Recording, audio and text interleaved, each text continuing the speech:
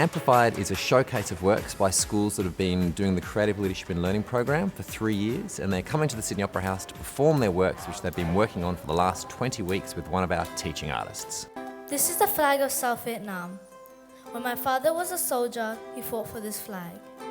Now it is against the law to fly in Vietnam. I feel really proud. I got to make a VR movie and also coming into an opera house and actually perform. It's a big opportunity. Working with a creative artist was just incredible because the confidence I noticed when I first began teaching this year in my class was quite limited. Working with the Sydney Opera House and particularly Alice Osborne, the ideas and the fear of mistakes, I could see them slowly diminishing. They weren't worried as much of making these mistakes, and the mistakes were a part of their learning. So just to have that opportunity to see the growth and to see them shine was all I needed. I was a skeptic going into the program. I didn't see how this was going to help me as a teacher deliver my curriculum.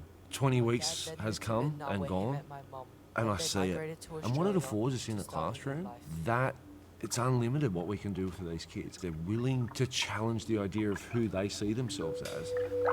My parents thought it was best to leave the country and come back home when conditions And they're willing to were better reconstruct themselves. And that beats names, dates, times, places, all of that stuff.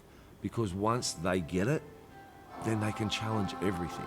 Things that I've enjoyed about this was getting to know other people's stories and how they came to Australia. We learnt many skills such as getting confidence on the stage. We started from scrunching and ripping paper, and it turned into this wonderful big thing that teaches you to use your voice. We want them to be whole people and exposed to learning that's richer.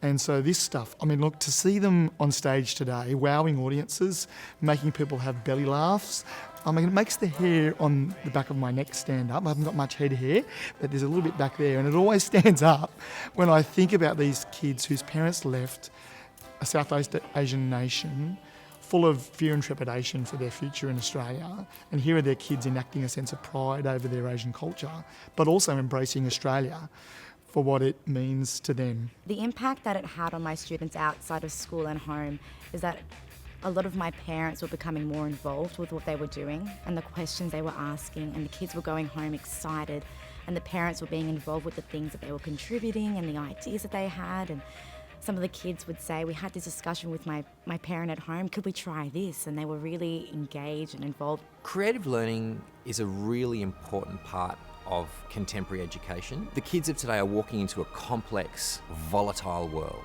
and they need the capacity to imagine their way through the problems which they're going to encounter.